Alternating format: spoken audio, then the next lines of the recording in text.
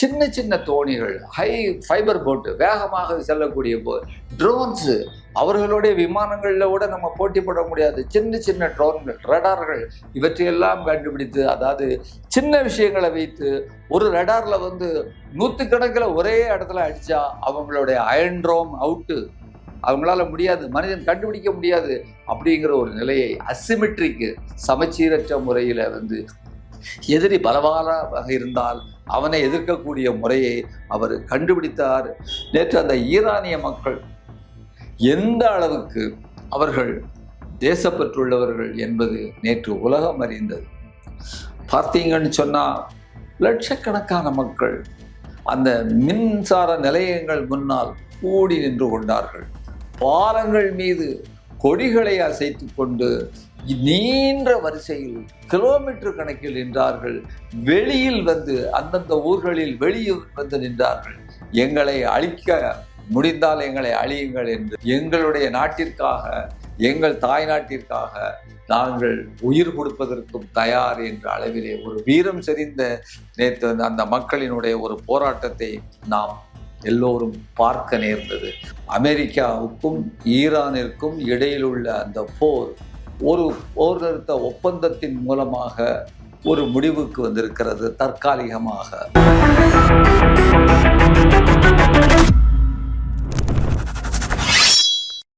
வணக்கம், கே பாலகிருஷ்ணன் பேசுகிறேன். ரூஸ்டர் செய்திகளுக்காக இன்று உங்களோடு வளைகுடா பகுதியில் உள்ள போர் குறித்து சில விஷயங்களை விவாதிக்கலாம் என்று எண்ணுகிறேன். இந்த செய்தி இன்று வாசிக்கும் பொழுது ஒரு மன நிறைவோடு, மகிழ்ச்சியோடு நான் வாசிப்பதற்கு வந்திருக்கிறேன் உங்கள் முன்னால். ஆம், எதற்கான மன நிகழ்ச்சி, மன நிறைவு?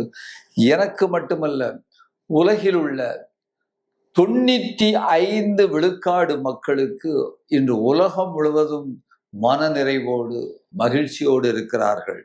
என்ன, அமெரிக்காவுக்கும் ஈரானிற்கும் இடையில் உள்ள அந்த போர் ஒரு போர் நிறுத்த ஒப்பந்தத்தின் மூலமாக ஒரு முடிவுக்கு வந்திருக்கிறது தற்காலிகமாக என்ற நிலையிலே அந்த மகிழ்ச்சியோடு உங்கள் முன்னால் இருக்கிறேன். நண்பர்களே, இந்த நேரத்தில் ஏற்கனவே நாம் பதிவு செய்து வைத்திருந்த, நேற்றைக்கு முந்தின தினம் அல்லது நேற்று இரவு வரை அதற்கு முன்னால் இருந்த செய்திகள், யார் யார் மீது குண்டு போட்டார்கள், யார் யார் மீது எவ்வளவு ஏவுகணைகளை வீசினார்கள் என்று ஒரு புறம் இருந்தாலும் கூட அது குறித்து இந்த நேரத்தில் விவாதிப்பது அவ்வளவு பொருத்தமாக இருக்காது என்ற அளவிலே இன்றைக்கு மிக மிக முக்கியமான செய்திகளோடு இந்த போர் நிறுத்தம் குறித்து நான் பேசலாம் என்று எண்ணுகிறேன். முதல்ல என்ன நடந்திருக்குன்னு கேட்டீங்கன்னு சொன்னால், உங்களுக்கு தெரியும், அந்த ட்ரம்ப் அவர்களுடைய டைம் 8 மணிக்கு, நம்ம டைம் காலையில் கிட்டத்தட்ட 8 மணிக்கு இந்த போர் நிறுத்தத்திற்கு ஒப்புக்கொண்டு ஹோர்முஸ் அந்த ஜலசந்தியை திறந்து விடாவிட்டால் ஈரானுடைய நாகரீகம் அழிக்கப்படும் அப்படின்னு சொன்னா, த என்டையர் சிவிலைசேஷன், ஈரானுடைய மக்கள் அனைவரும் அழிக்கப்படுவார்கள் என்ற ஒரு மிக மிக முட்டாள்தனமான ஒரு செய்தியை, ஒரு அறிவிப்பை ட்ரம்ப் வெளியிட்டிருந்ததை நாம் அறிவோம், அனைவரும் அறிவார்கள். உலகத்தில் உள்ள அனைத்து தலைவர்களும், அனைத்து மக்களும் இதை கண்டம் செய்திருந்தார்கள், கண்டித்திருந்தார்கள். எனவே அவர் உங்களுடைய பாலங்களையும், உங்களுடைய மின்சார நிலையங்களையும் மற்றும் எல்லாவற்றையும் அழித்து ஒழிப்பதோடு மட்டுமில்லாமல் அந்த இனத்தையே அழித்து விடுவேன் என்று சொல்லக்கூடிய ஒரு செய்தி. இதனால் என்ன நடந்தது பார்த்தீங்கன்னா, நேற்று அந்த ஈரானிய மக்கள் எந்த அளவுக்கு அவர்கள் தேசப்பற்றுள்ளவர்கள் என்பது நேற்று உலகம் அறிந்தது. பார்த்தீங்கன்னு சொன்னால் லட்சக்கணக்கான மக்கள் அந்த மின்சார நிலையங்கள் முன்னால் கூடி நின்று கொண்டார்கள். பாலங்கள் மீது கொடிகளை அசைத்து கொண்டு நீண்ட வரிசையில் கிலோமீட்டர் கணக்கில் நின்றார்கள். வெளியில் அந்தந்த ஊர்களில் வெளியில் நின்றார்கள். எங்களை அழிக்க முடிந்தால் எங்களை அழியுங்கள் என்று. ஒரு புறத்தில் இஸ்ரேலில் பங்கருக்குள் மக்கள் ஒழியக்கூடிய நிலை. இன்னொரு பக்கம் அணுகுண்டு போடுவேன் என்று சொன்ன பொழுதும் அந்த மக்கள் எல்லாம் எங்களுடைய நாட்டிற்காக, எங்கள் தாய் நாட்டிற்காக நாங்கள் உயிர் கொடுப்பதற்கும் தயார் என்ற அளவிலே ஒரு வீரம் செறிந்த நேற்று அந்த மக்களினுடைய ஒரு போராட்டத்தை நாம் எல்லோரும் பார்க்க நேர்ந்தது. கண்கொள்ளா காட்சியாக இருந்தது காணொளியில் பார்த்த அனைத்து தோழர்களுக்கும். அப்புறம் அதுல பார்த்தீங்கன்னா ஒரு கலைஞர், அதாவது இசைக்கலைஞர், அவர் பேரு கம்சாரி, அதுல நீங்க வீடியோல கூட பார்க்கலாம். அவர் 2 நாளா, இன்னைக்கு 3ஆவது நாள் இருக்கணும், அதுக்குள்ள எல்லாம் கிட்டத்தட்ட நிறைவுக்கு விட்டது போர். அவர் 2 நாளா ஒரு அந்த நிலையம் பக்கத்துல அங்க உட்கார்ந்துட்டு, மின்சார நிலையம் பக்கத்துல உட்கார்ந்து கொண்டு அவர் இசையை, அதாவது இசைத்து கொண்டே இருந்தார்.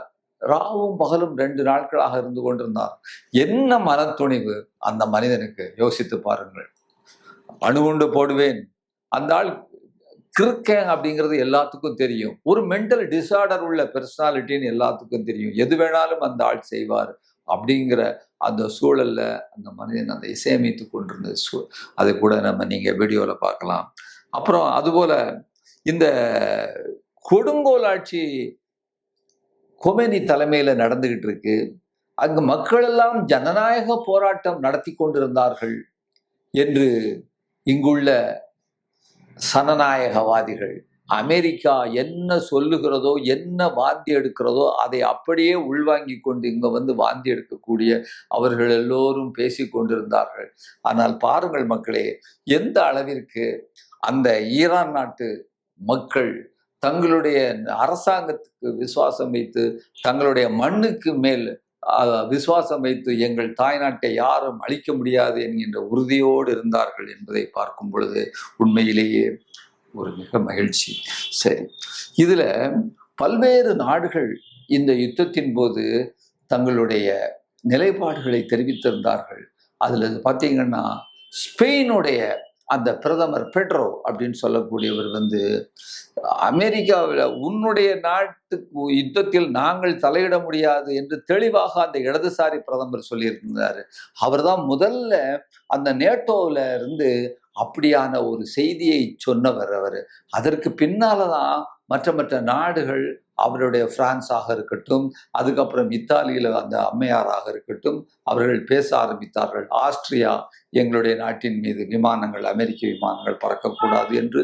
ஸ்பெயினுடைய அந்த நாடு பாலஸ்தீனுடைய அந்த அவர்களுடைய தூதரை தங்களது நாட்டிற்கு அது ஒரு நாடாக அங்கீகரித்து அது மரியாதை கனப்படுத்தியது. அதுபோல இஸ்ரேலுடைய அந்த நாட்டு தூதரை அனுப்பிவிட்டு தங்களுடைய நாட்டு தூதரை இஸ்ரேலில் இருந்து விலக்கி கொண்ட செய்தியையும் நாம் பார்ப்போம்.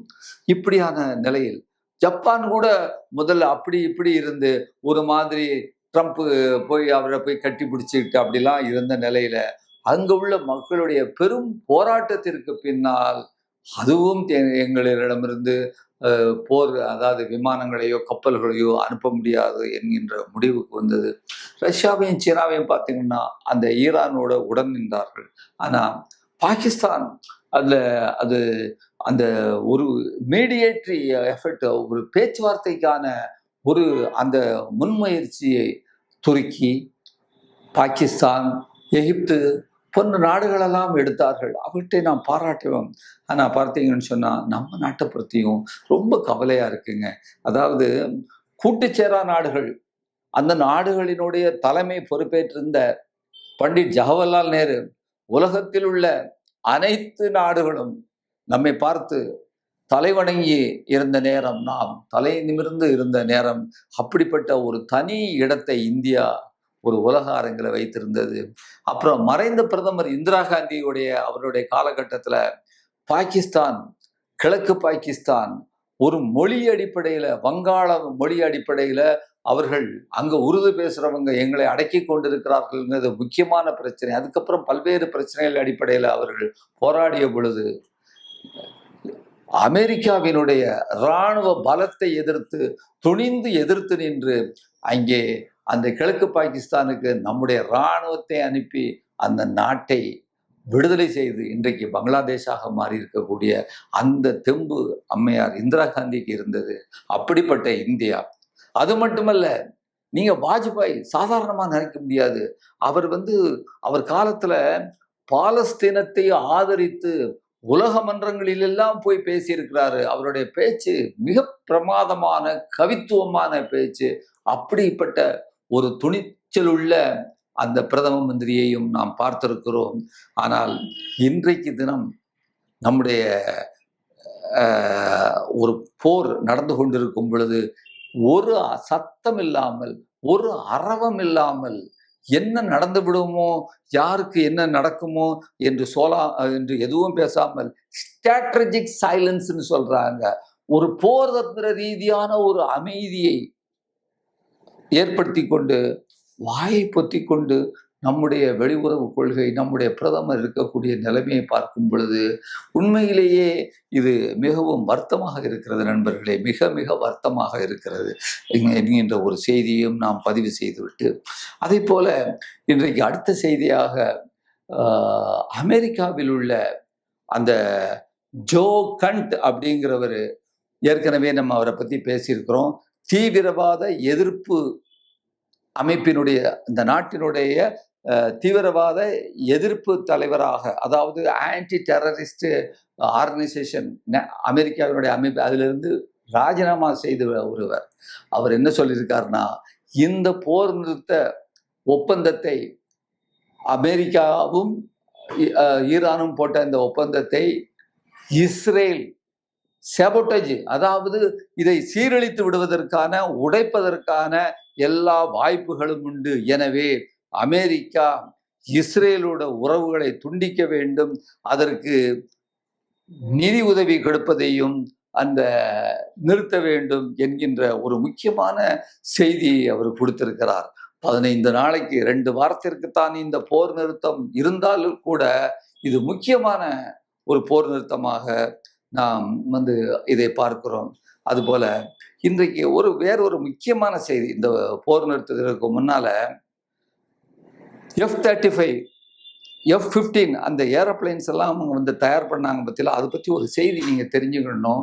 இந்த F-15 இந்த விமானங்களை தயார் பண்றதற்கு கிட்டத்தட்ட 1.7 ட்ரில்லியன், பில்லியன் இல்ல ட்ரில்லியன் டாலர்களை வைத்து 15 நாடுகள் இணைந்து இந்த F-15 விமானத்தை அது ஒரு நீண்டகாலம் பிடித்து அதை தயாரித்தார்கள். அதோடைய ஒரு விசேஷமான அம்சம் என்னன்னு கேட்டீங்கன்னா, அதாவது எதிரியுடைய ராடார் கண்ணிற்கு தெரியாது, அந்த ராடாரால் கண்டுபிடிக்க முடியாது. எனவே இந்த உலக நாடுகள் அனைத்தும் 15 நாடுகள் அந்த விமானங்களை வாங்குவதற்கு ஆர்வமாக இருந்தார்கள். அவர்கள் கூட்டு சேர்ந்து அந்த திட்டத்தில் இருந்தார்கள். அமெரிக்கா ஏற்கனவே அந்த திட்டத்தில் 2400 விமானங்களை வாங்குவதற்கு முன் வந்திருந்தது. இதை ஈரான் பிசிக்ஸ்ன்னு சொல்றாங்க. அவங்க நமக்கு கூடுதலாக அதில் உள்ள அந்த விவரங்கள் தெரியாட்டா கூட அதிலிருந்து வரக்கூடிய அந்த உஷ்ணத்தை வைத்தே கண்டுபிடிக்கக்கூடிய அந்த அதாவது ஈரானிய விஞ்ஞானிகள் அவ்வளோத்தையும் அடிச்சிருக்கிறாங்க. B-52 அடிச்சிருக்கிறாங்க, F-35 அடிச்சிருக்கிறாங்க, F-15 அடிச்சிருக்காங்கங்கும் பொழுது இது ஒரு மிகப்பெரிய ஒரு அமெரிக்கா டாப்ல இருந்தது.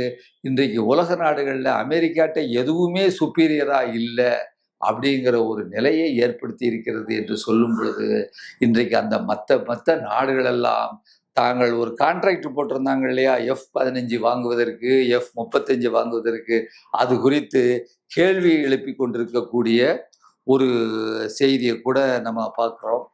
அடுத்தால இன்றைக்கு கூடுதலான முக்கியமான செய்தி என்னன்னு கேட்டிங்கன்னா, இந்த ஒப்பந்தத்தில் என்னென்ன விஷயங்கள் அக்ரிமெண்ட் முக்கியமாக இருக்குன்னு சொன்னால், அதாவது முதல்ல ஹாஸ்டிலிட்டிஸ் ஹால்ட், அந்த விரோதத்தன்மை, ஒருத்தருக்கு ஒருத்தர் துப்பாக்கி சுடுறதை, ஏவுகணைகளை விடுவதை நிறுத்த வேண்டும், எல்லா இராணுவ அந்த செயல்பாடுகளையும் நிறுத்த வேண்டும், அவரவர்கள் தங்களுடைய அந்த முன்னால் இருந்த இடத்திற்கு சென்று விட வேண்டும், மிலிட்டரியை வித்ரா பண்ணிக்கணும்.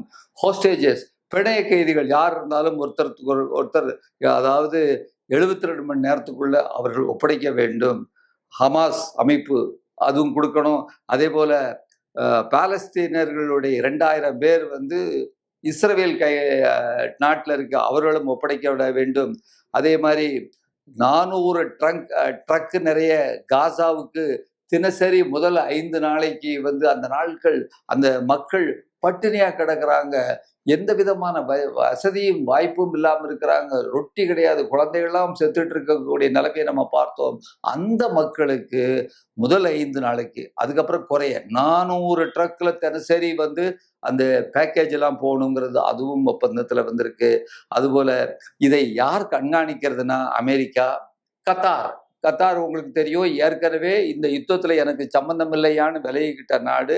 அதே மாதிரி எகிப்து, துருக்கி, இது போன்ற நாடுகள் எல்லாம் இந்த ஈரானுடைய அந்த ரெவல்யூஷனரி கவுன்சில் இதெல்லாம் வந்து அது ஒழுங்கா அப்போ அந்த ட்ரக் போகுதா இல்லையா என்னங்கிறத வந்து ஒரு மேற்பார்வை பார்க்கக்கூடிய ஒரு பொசிஷன் அவங்களுக்கு இருக்கு. அதை விட இன்னொரு முக்கியமான விஷயம், இந்த 14 நாள் இந்த ஒப்பந்தத்துல அதாவது ஈரான் கையில அந்த ஹோர்முஸ் ஜலசந்தி இருக்கு பார்த்தீங்களா, அது வந்து அவர்கள் கையில இருக்கும் என்பது ஒரு முக்கியமான விஷயமாக பேசப்பட்டிருக்கிறது.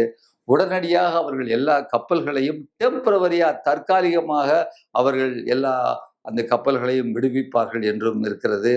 இது போன்ற இந்த விஷயங்களை வந்து அவங்க முக்கியமான ஒரு செய்திகளாக உடன்படிக்கைகளுக்கு போட்டிருக்கிறாங்க. அப்புறம் இதுல என்ன நடந்தது இப்ப தற்காலத்துல இதை பற்றி நம்ம இன்னும் கொஞ்சம் பேசணும்னு சொன்னா, இந்த நேரத்துல இந்த காலத்துல ஒரு ஏகாதிபத்தியம் தோற்கடிக்கப்பட்டுள்ளது அப்படிங்கிறது ஒரு முக்கியமான செய்தி. அது தற்காலிகமானதாக இருந்தாலும் அதனுடைய கூட்டாளியான ஜியோனிஸ்ட் இஸ்ரேலும் அதற்கு ஒரு மிகப்பெரிய பின்னடைவாக நம்ம பார்க்கிறோம். இந்த வெற்றி ஒரு தற்காலிகமான வெற்றி தான். இருந்தாலும் உலக மக்கள் மத்தியில ஒரு மகிழ்ச்சியும் ஒரு நிம்மதி பெருமூச்சியும், இன்றைக்கு எல்லா நாடுகள்லையும் பெட்ரோல் இல்லை, கச்சா எண்ணெய் இல்லை அப்படிங்கிற இருந்த நிலைமையெல்லாம் அதற்கு வந்து இன்றைக்கு ஒரு விடிமூச்சம் ஒரு 15 நாளைக்கு கிடைத்திருக்கிறது. இந்த வெற்றி உலகம் உள்ள வரையில் இது போற்றப்படும். இது சாதாரண வெற்றி அல்ல. அதாவது அதுக்கப்புறம் பார்த்தீங்கன்னா, நம்ம சமகாலத்துல நம்ம வாழ்ந்துட்டு இருக்க இந்த காலத்துல இப்படி ஒரு வரலாற்று நிகழ்வை பார்க்கும் நல்வாய்ப்பு நமக்கு கிடைத்திருக்கிறது. Fortunate position. அதே நேரத்துல இந்த நல்வாய்ப்பு என்பது கெடுவாய்ப்பாக கூட முடிந்திருக்க கூடும். இஸ்ரேல் ஒரு அணுகுண்டையோ அமெரிக்கா ஒரு அணுகுண்டையோ போட்டிருந்ததுன்னா திரும்ப ஈரான் அதற்கு பதிலுக்கு அதற்குள்ள ஒரு கடுமையான ஆயுதங்களை சீனா, ரஷ்யா, ஏற்கனவே சீனா சொல்லியிருக்கு ஈரான் மீது அணுகுண்டு போடப்படும் என்றால் இஸ்ரேல் என்ற நாடே இல்லாமல் ஆக்கி விடுவோம் என்று சீனா சொல்லியிருக்கிறது. அப்படிலாம் இல்லாம ஒரு நல்வாய்ப்பான இந்த ஒரு நிகழ்ச்சியை பார்ப்பதற்கு நாம் இந்த காலத்திலே உயிர் வாழ்ந்து கொண்டிருக்கிறோம். அப்புறம் இதுக்கு முக்கியமான காரணமாக இந்த வெற்றிக்கு இருந்த காரணம் என்ன காரணம்னு சொன்னா, முதல் காரணமாக மறைந்த தலைவர் அந்த கொமேனி இருக்கிறார, அயத்துல்லா கொமேனி, அவருடைய நீண்டகால பார்வை, தொலைநோக்கு பார்வை, 40 ஆண்டு காலம் இந்த ஈரானை தனிமைப்படுத்தப்பட்டு வைத்திருந்த நிலையிலும் மிகவும் பொறுமையாக இருந்து அங்குள்ள மக்களும் தலைவர்களும் உயர்மட்ட அறிவுஜீவிகள், இன்டலெக்சுவல்ஸ், சயின்டிஸ்ட் எல்லாம் இணைந்து அசிமெட்ரிக் போர், அதாவது சமச்சீரற்ற ஒரு போர்ல அப்படிங்கிற ஒரு முறையை இவங்க பயன்படுத்தி இருக்கிறாங்க. அப்படின்னு சொன்னா சமச்சீரற்றன்னா எதிரி மிகப்பெரிய எதிரி, சூப்பர் பவர், வெல்ல முடியாத வந்து ஒரு அவன்கிட்ட ஆப்ரஹாம் லிங்கன் இருக்கு, வேற மற்ற பல விமானம் தாங்கி கப்பல்கள்லாம் இருக்கு, அதோட நின்று கடல்ல சண்டை போட முடியாது. அப்ப அதற்கான வழி என்ன? சின்ன சின்ன தோணிகள், ஹை ஃபைபர் போட்டு, வேகமாக செல்லக்கூடிய ட்ரோன்ஸ், அவர்களுடைய விமானங்கள்ல கூட நம்ம போட்டி போட முடியாது. சின்ன சின்ன ட்ரோன்கள், ரடார்கள், இவற்றையெல்லாம் கண்டுபிடித்து, அதாவது சின்ன விஷயங்களை வைத்து ஒரு ரடார்ல வந்து 100 கணக்கில் ஒரே இடத்துல அடிச்சா அவங்களுடைய அயன் ட்ரோம் அவுட்டு, அவங்களால முடியாது, மனிதன் கண்டுபிடிக்க முடியாது அப்படிங்கிற ஒரு நிலையை அசிமெட்ரிக்கு, சமச்சீரற்ற முறையில வந்து எதிரி பலவாறாக இருந்தால் அவனை எதிர்க்கக்கூடிய முறையை அவர் கண்டுபிடித்தார். அதற்கு அந்த உள்ள மக்களை, அந்த விஞ்ஞானிகளை இருந்து அவர் செய்தார் என்பதுதான் ஒரு முக்கியமான செய்தி. அவர்தான் முக்கியமான காரணம், அவருடைய தொலைநோக்கு பார்வையும் அவர் கண்டுபிடித்த ஆயுதங்களும் என்று. 2வது காரணம், நெஞ்சுரம் கொண்ட ஈரானிய மக்கள். அதாவது நேற்று குறிப்பா அனைத்து மக்களும் அழிக்கப்படுவார்கள் என்று தெரிந்திருந்தும் ரோட்ல வந்திருந்தாங்க பார்த்தீங்களா, சாலைகள் வந்து இருந்தாங்க பார்த்தீங்களா, அந்த இசையமைச்சிட்டு இருந்தாங்க பார்த்தீங்களா, கிளாஸ் அது அது ஒன்று. அப்புறம் அங்க உள்ள அதுபோல அமெரிக்காவோட முன்னால ஐநா சபை, நம்ம பெருசா சொல்றோம் ஐநா சபைன்னு, பல்லிழிச்சுக்கிட்டு அமெரிக்காவோட காலடியில வந்து கிடந்த நேரத்துல அதாவது ஈரானுக்கு துணையாக நின்ற ரஷ்யாவும் சீனாவும் அப்புறம் பிரான்ஸ், முதல்ல ரஷ்யா சீனாவும் இது முக்கியமான இந்த போர் நிறுத்தத்திற்கும் அமெரிக்கா தோற்றதற்கும் முக்கியமான காரணம். 4வது காரணமாக அமெரிக்காவினுடைய நட்புறவு நாடுகளான அமெரிக்காவிடம் இது எங்கள் போர் அல்ல என்று கூறி கைவிட்ட ஸ்பெயின் நாட்டு, அதாவது நேட்டோ நாடுகள்லாம் கைவிட்டாச்சு, அதுல முன் கை எடுத்தது ஸ்பெயின் நாடு, அதுவும் இந்த நேட்டோ நாடுகளும் விரிசல் ஏற்பட்டது, அது ஒரு முக்கியமான காரணம். அதுக்கப்புறம் இன்னொரு முக்கியம், அமெரிக்காவில் உள்ள இராணுவ தளபதிகள் இனிமேல் இந்த போரில் நாங்கள் ஈடுபட முடியாது என்று இன்சபார்டினேட்னு சொல்லுவாங்க, கீழ்ப்படியாத தன்மை என்று மிலிட்டரியில இருக்கக்கூடாது. நம்ம நாட்டில எல்லாம் அங்க அப்படிலாம் இல்லை, முடியாது என்று சொல்லக்கூடிய நிலை. இன்றைக்கு பார்த்தீங்கன்னு சொன்னா 2 நாள்ல அணுகுண்டு போடுன்னு சொல்லி இருந்தால் ரிவோல்ட், இராணுவத்திற்குள் மியூட்டினி, கலகம் வரக்கூடிய ஒரு நிலை ஏற்பட்டிருந்தது. அதனால அங்க உள்ள அந்த இராணுவ ஜெனரல்களுக்கும் நீக்கப்பட்ட இராணுவ ஜெனரலும் முக்கியமான காரணமாக இருந்தார்கள். அதே மாதிரி அமெரிக்காவிலும் இஸ்ரேலிலும் உலகம் முழுவதும் போர் வேண்டாம் போர் வேண்டாம் என்று கோடிக்கணக்கில் நின்று வந்து மக்கள் தங்களுடைய எதிர்ப்பு போராட்டத்தை தெரிவித்தார்களே, அவர்களும் ஒரு முக்கியமான காரணம். அதுபோல உலக அளவில் அமெரிக்கா இன்றைக்கு தனிமைப்படுத்தப்பட்டு விட்டது, கம்ப்ளீட்லி ஐசோலேட்டட். யாரும் அமெரிக்கா கூட நிற்பதற்கு தயாராக இல்லை. அமெரிக்காவில் உள்ள பெரிய பெரிய ஒரு அரசியல்வாதிகள் எல்லாம் வெக்கப்பட்டு போயிருந்தார்கள். அதுல ஒரு குறிப்பான செய்தி, இன்றைக்கு ஒரு இடைத்தேர்தல் வரப்பொழுது அந்த இடைத்தேர்தலில் வந்து ட்ரம்ப்பை சேர்ந்த அவருக்கு கட்சிக்காரங்கள்ல ஐயோ நாங்க போட்டி போடவே இல்லை அப்படின்னு சொல்லிட்டு அவங்க வந்து ஓடக்கூடிய நிலைமை இன்றைக்கு ஏற்பட்டிருக்கிறது. அதுக்கப்புறம் F-35, F-15, B-52 இந்த ரகசியமாக கண்ணுக்கு தெரியாமல், ரேடாருக்கு தெரியாமல் போன விமானங்கள் எல்லாம் சுட்டு வீழ்த்தப்பட்டு பெரிய பெரிய ஆப்ரஹாம் லிங்கன் கப்பல்கள் எல்லாம் புறமுதுகிட்டு ஓட வைத்த நிலைமை என்பது அது ஒரு இந்த அமெரிக்காவினுடைய தோல்விக்கு முக்கியமான காரணமாகும். இதெல்லாம் காரணங்கள். இன்னும் ஒரு முக்கியமான விஷயம், இதனுடைய விளைவுகள் என்ன, இந்த போரினுடைய விளைவுகள் என்ன அப்படிங்கிறத பார்க்கும் பொழுது உலக ஒழுங்கு மாற்றி அமைக்கப்பட்டு கொண்டிருக்கிறது. உலகத்துல இன்றைக்கு அமெரிக்கா தான், நான் தான் தாதான்னு சொல்லிட்டு இருக்காங்க இல்லையா, அந்த அமைப்பு ஆர்டர் என்று குலைந்து விட்டது. அதாவது மீண்டும் வேறு ஒரு உலக ஒழுங்கு அமைக்கப்பட்டு கொண்டிருக்கிறது. அதில் சீனா முன்னணியில் தலைமையிடத்தை நோக்கி சென்று கொண்டிருக்கிறது என்பது ஒரு செய்தி. அப்புறம் மத்திய கிழக்கு நாடுகள்ல ஈரான் ஒரு மிகப்பெரிய வல்லரசாக இன்று நிமிர்ந்து உருவாகி இருக்கிறதுங்கிறது இதோடைய விளைவில் 2வது விஷயமா பார்க்கிறோம்.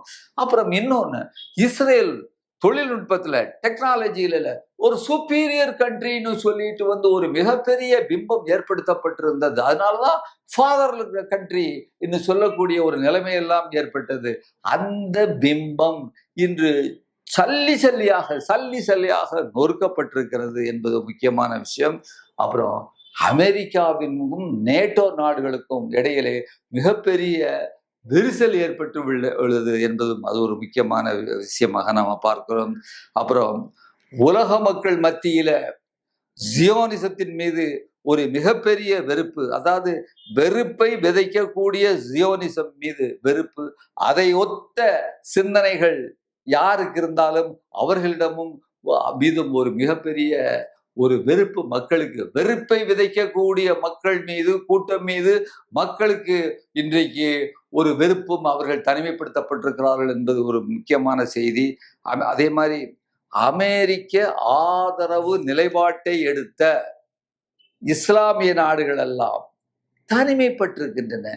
இன்றைக்கு ஐநால தீர்மானத்தை, ஹோர்மோஸ் துறைமுகத்தை நீங்க வந்து இராணுவத்தை பயன்படுத்தி அதை துறக்கணும்னு சொன்னாங்க இல்லையா, யாரு? பஹ்ரைன் தான் அதை முன்மொழிஞ்சிருக்கு. அது ஒரு வளைகுடாவில் உள்ள ஒரு முஸ்லீம் நாடு. இது போன்ற நாடுகள் எல்லாம் தனிமைப்பட்டிருக்குங்கிறது முக்கியமான விஷயம். இன்னொரு முக்கியமான விளைவு, ஹோர்முஸ் ஜலசந்தி என்பது ஈரானுக்கு சொந்தமானது, ஈரானுடைய கட்டுப்பாட்டில் இருக்கிறது என்பது இன்று உலகம் அங்கீகரிக்க ஆரம்பித்திருக்கிறது என்பது முக்கியமான விஷயம். எனவே இத்தகைய ஒரு பின் விளைவுகளுடன், இத்தகைய ஒரு செய்திகளோடு இந்த ஒரு காணொளியை ஒரு மகிழ்ச்சியோடு நிறைவு செய்கிறேன் தோழர்களே. நீங்களும் அவ்வாறே இருப்பீர்கள். நன்றி, வணக்கம். ஊடகம் கார்ப்பரேட் அரசியல்வாதிகளின் கைப்பாவையாக, அடிமைகளாக இருந்தது போதும். இனி சாட்டை எடுத்து சுழற்றும் நேரம் வந்துவிட்டது. ஊடகம் பொதுமக்களாகிய உங்களுக்காக, உங்களாலேயே இயக்கப்பட வேண்டும்.